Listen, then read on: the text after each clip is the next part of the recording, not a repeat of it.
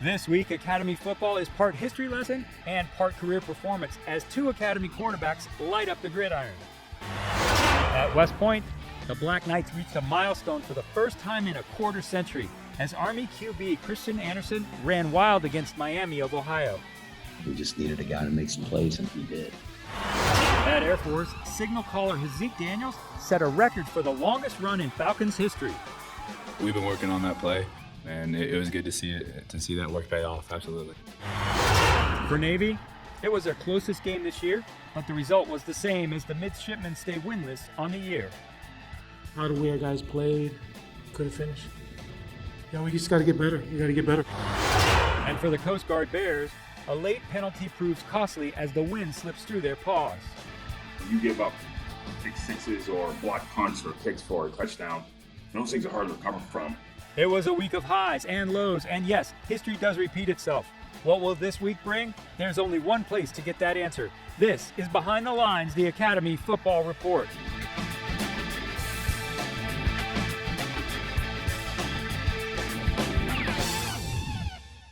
Hello and welcome to Behind the Lines. I'm Graham Knight. Air Force and Army not only had impressive wins this past week, but a quick look at the national stats shows those two squads lead the nation in rushing offense. Air Force with 1,429 yards rushing, and in second, just 51 yards behind, is Army. Both offenses rolled this weekend thanks to the leadership of their starting quarterbacks who grew up on the East Coast, just about 50 miles from each other. Air Force's Zeke Daniels in Franklin, New Jersey, and Army's Christian Anderson in the Bronx. For the Black Knights, this marks the first time since 1996 they've started the season 4-0. And that's thanks to a 23-10 win over Mid-American Conference rival Miami of Ohio. Aaron Summers has the details. Don't bother asking head coach Jeff Monken about their 4-0 start. He's only focused on what's next. As far as the matchup against the Redhawks, Monken said that was the best team Army has faced all year, and he was happy to walk away with another victory.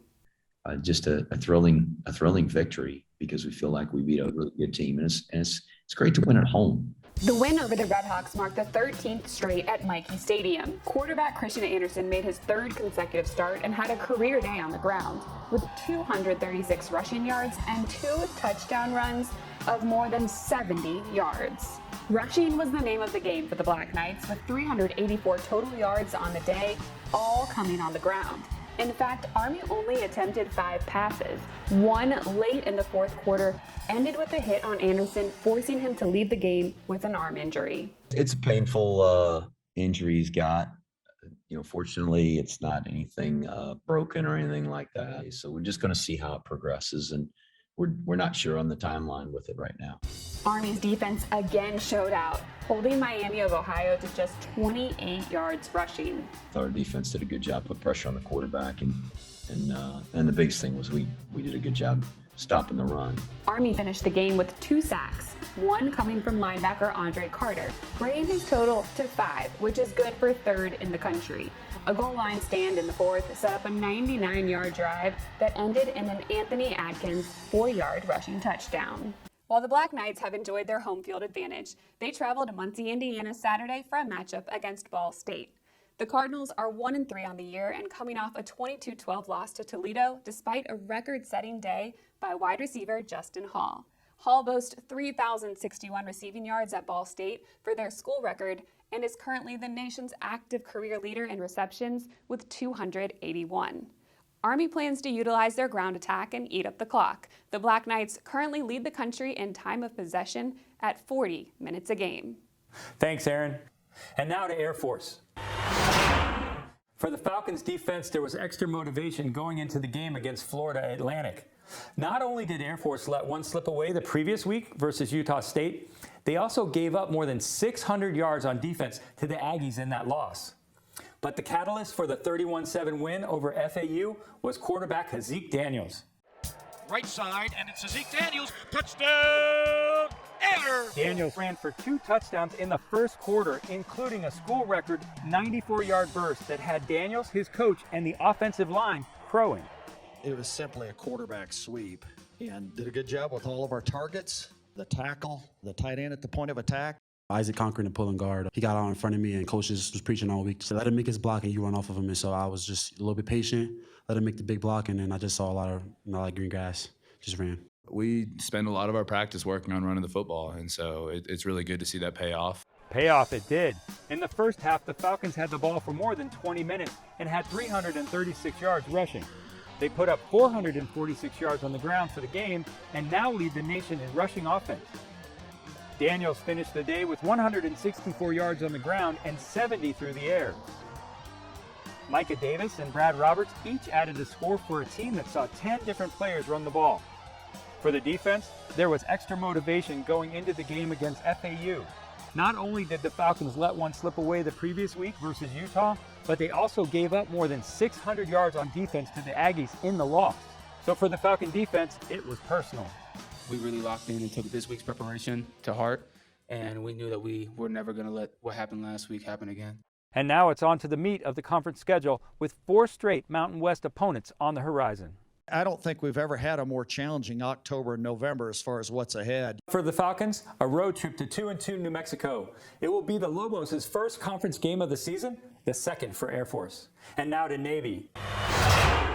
For the Midshipmen, it was the first week of conference play and an opportunity to right the ship after dropping the first 2 games of the season.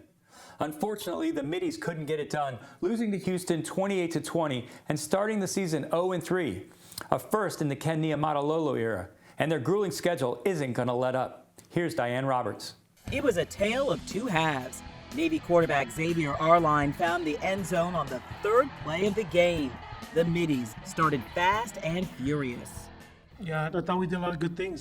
I think we played, Navy football in the first half, the best we have in a while. But special teams woes reared their ugly heads again as Houston's Marcus Jones returned to punt 73 yards for a touchdown near the end of the first quarter to tie the game at 7. Navy didn't let up and didn't give up. In the second quarter, scoring first on a Bijan Nichols 30-yard field goal, then another touchdown on an Isaac Ruas 1-yard run, which capped off an 89-yard drive. At the half, it was 17-7 Navy. And then the wheels came off in the second half for the Middies. Neither team resembled who they were before halftime. In fact, after putting up 224 yards of offense in the first half, Navy only added another 71 the rest of the game. A Navy penalty led to a Houston TD in the third quarter. Cougar halftime adjustments led to points and momentum. Obviously, teams do change at halftime, and so they, started running things that they thought would work better against our defense that we were showing them. We just need to respond. As for this week's Navy opponent, the University of Central Florida, a true freshman will be under center come game time. Mikey Keene will take the reins from Dylan Gabriel, who's out indefinitely with a broken clavicle. The Knights are coming off a bye week, and head coach Gus Malzahn said there was time well spent getting ready for the triple option. Navy will have to better execute that offense if they have any hopes of getting their first win of the season. Thanks, Diane. I know Coach Niumatalolo wants to get those special teams issues cleaned up quickly. But one bright note, Navy is tops in the nation in fewest penalties, just 9 through 3 games. Now to New London, Connecticut and the Coast Guard. For the Bears, it was a matter of making the right play, but their penalties may have cost them the game. And the Anna Maria Amcats were able to take advantage of those mistakes and edge the Bears out 29-24. Anna Maria actually jumped out to a 14-3 lead in the first quarter, thanks in part to a 60-yard scoop and score on a blocked Coast Guard second field goal attempt. The first attempt was called back because of an offsides. The Bears came back in the second half and went ahead on a Tafari Wall to DeMazzo Jamie's 67-yard pass play for a 24-17 lead. It was Wall's second big strike of the day. He ended with 272 yards passing with 2 TDs and an interception. But it was big plays by the Amcats and critical penalties by the Bears that led to the Coast Guard loss. We made too many mistakes and just didn't make the plays, and they did coming down the stretch. So that's basically what it turned into. One of the questions I have as I looked at the game, did Anna Maria beat the Bears, or did the Bears kind of beat themselves? I think it probably is a little bit of both. You can certainly look and say, hey, they made some plays, but you can also look and say, hey, we also cost ourselves a little bit with the mistakes that we made. Jared Coletti again led the Bears in rushing with 111 yards on 28 carries and 2 touchdowns, 1 running and 1 receiving. The Bears have their second of 2 homecoming games and the first conference game this coming weekend against Norwich. And Coach Grant says they are likely to be the most physical team the Bears have played yet. Still ahead on Behind the Lines, we'll talk with two of our insiders on how the season's going for Air Force and for Army, and what's ahead. First up, Brent Brigham, ringside from the Air Force Academy.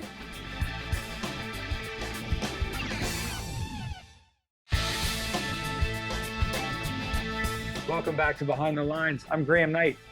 We're about a third of the way through the season, and it's that time again to check in with our Air Force insider, Brent Brigham, who is ringside at Air Force practice here. Brent, great to have you back on the show. Catch us up. We've had 4 games. Air Force is 3-1. What's your take on where they are in the season? I think even though it's a 3-1 start, I think which obviously 3-1 record, most people would take that. I think it's a disappointment at this point, just because the 3 wins were wins that they, probably expected to have, especially after seeing what Navy has done over its games. And I think, they would like to have that Utah State game back. They were up by 11 points with about 6 minutes left and lost the lead. So it was a team they had beaten badly the last 2 meetings. And then again, they had an 11-point lead about 4 times in that game, couldn't hold on to it. So really, I think they should be 4-0 at this point. But if you look where they are going forward, I think the offensive line is rolling. That was one of the big questions. I think Zeke Daniels has answered a lot of questions, quarterback. And I think the defense, 3 out of 4 chances, has been really good. So all in all, not a major disappointment, but I think they feel like they've left a little bit, on the table so far. Talk to me a little bit about Micah Davis. We don't remember him really being on the radar much before the season started, and then he's listed as a wide receiver, but he's dangerous on the ground as well. Yeah, no, he's been a huge surprise. He has a backstory that's just amazing. He played in high school with Justin Fields, now the Bears quarterback.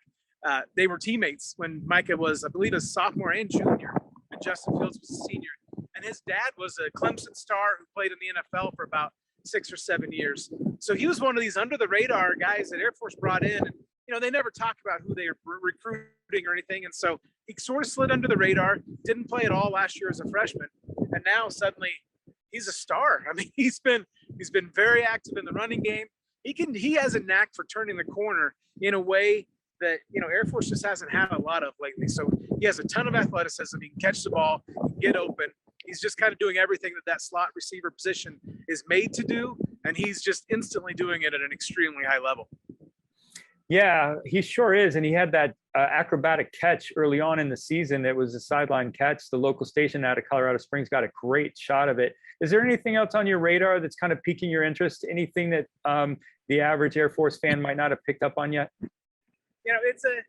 It's another standard Air Force team. It's a team that has already shown that it might struggle a little bit against a really quick passing offense. It's a team that can run the ball, can hit some of the big plays. There's really nothing totally out of the ordinary with this team, except I do think the run defense is going to end up being good enough that it's going to throw a lot of teams out of whack because they just aren't going to be able to run against this team, and they're going to have to beat Air Force through the air. Utah State showed that it could do that. I don't know that everybody's going to have the accuracy in the passing game or the receivers that can go get it that Utah State had. We'll see moving forward. They're not going to get that test this week, probably at New Mexico.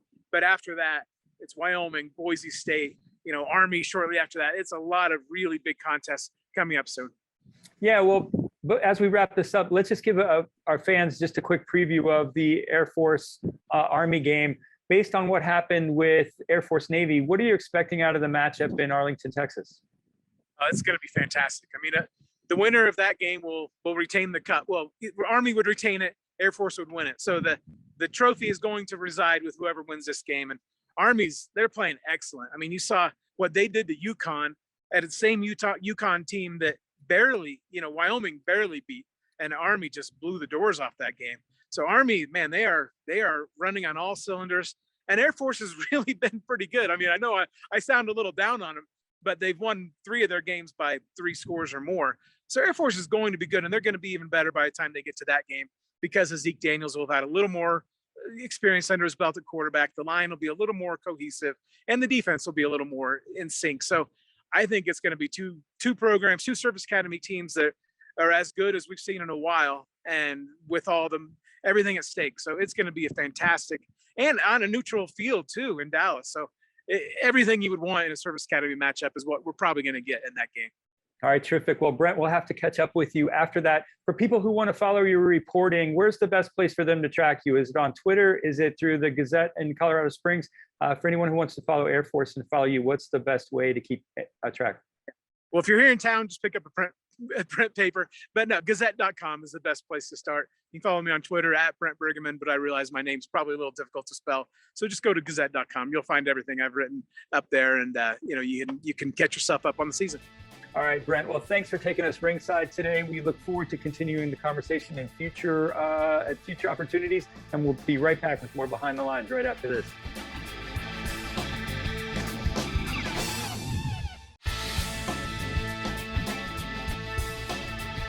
Welcome back to Behind the Lines. I'm Erin Summers, joined by Sal Interdonato of Black Knight Nation. You can find him at blackknightnation.com or at Sal Interdonato on Twitter. He is a friend of the program and one of our insiders. Sal, how are you? Doing great, Erin. How are you? Great. Let's talk about Army a little bit here. 4-0 for the first time since 1996. What has impressed you with the Black Knights and their start to the season? I just think the way that they've battled injuries, I just kind of wrote about this on the website a little bit. Coach Monken said today about their toughness, right? How tough this team's been. When you lose your starting quarterback, when you lose your starting center, when you lose one of your corners, let's see who else. Starting fullback, Tyson Riley. It just happens to be like where they've lost some key people. They're really deep. They're really deep at quarterback, and Christian Anderson has been what a season he's had last week. 236 yards against Miami of Ohio. That's a big game for him. It's a shame he didn't get to finish that game, but he's really been impressive. I think the defense has played well, minus the second half versus Western Kentucky. They've been pretty much on point. The secondary has been really good. Markel Broughton and Cedric Cunningham in the back, along with Jabari Moore. And, Julian McDuffie gets banged up a little bit, and Cam Jones comes in. Cam Jones gets a pick against Miami of Ohio. I mean, they're pretty solid defensively. So I think those are really the things that are going well for them. Are they perfect? No. Has this 4-0 start been the absolute perfect start for them? No. But I mean, now they get a chance to show what kind of team they really are with some of the games that they'll be playing coming up. And it's some games, a team like Wake Forest coming up in a few weeks is a team that's now into the top 25 and is looking like one of the best teams in the ACC. And they're going to be at Mikey Stadium in a few weeks. So we'll see what this team is really made of soon. Speaking to quarterback Christian Anderson and his performance just last week, now that was the most yards by a quarterback in the FBS in this season. And as you mentioned, he didn't finish the game. What have you been hearing about his status, his injury, and the possibility of somebody else having to step in? Yeah, well, if you look at it, the way he got hit and the way he fell, looked like he was holding his right shoulder. And then when they were walking him off the field, it looked like he wasn't really able to put much on that shoulder or move that shoulder too much. But, it was encouraging about what he tweeted over the weekend with everything being okay, so to speak. And now Coach Monken, during his press conference, said that there's nothing broken. There's some swelling and it's going to take time to heal. Do I expect Christian out on the field for the Ball State game? I would say probably not, but they do have a bye week after Ball State and then a key game at Wisconsin, a Big Ten opponent. And could he be ready for the Wisconsin game? We'll see. I mean, I think Coach Monken says day by day. I think it's best that Tahir Tyler would start against Ball State. Tahir, he filled in well for Christian at the end of that game against Miami of Ohio, picked up a key fourth down conversion to kind of run out the clock, so to speak.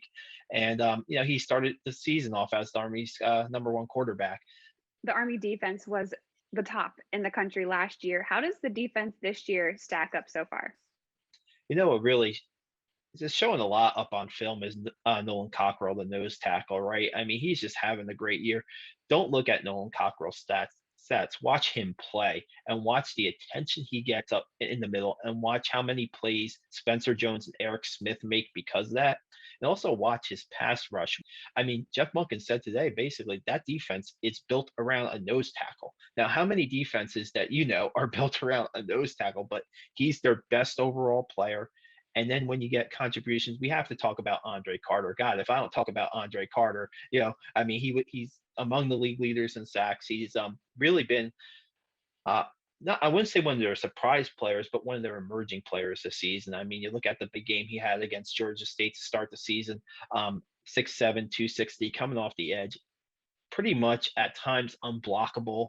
I mean, there's times where offensive lineman tackles just can't move their feet fast enough to get around to block him, and he's been definitely a factor. We spoke to you before the season started, and you said the 9-3 record that Army had last year, winning the Commander-in-Chief's trophy, was definitely attainable for this team. Do you still stand by that?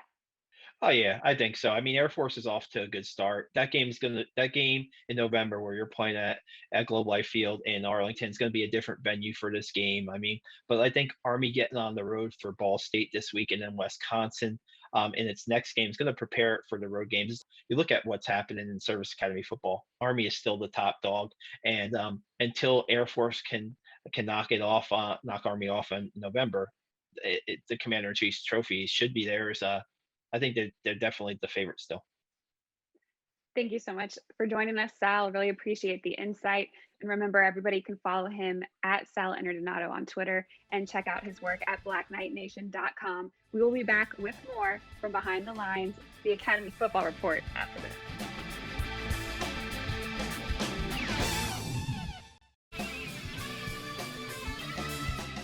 Welcome back to Behind the Lines. That's just about going to do it for us this week. But just a quick note, we're following Academy football 24/7. So make sure and visit us at BehindTheLinesTV.com. That's BehindTheLinesTV.com. And you can find a lot of our extras on our YouTube channel, Behind the Lines, the Academy Football Report. Thanks for watching this week. We look forward to seeing you right here on Behind the Lines next week.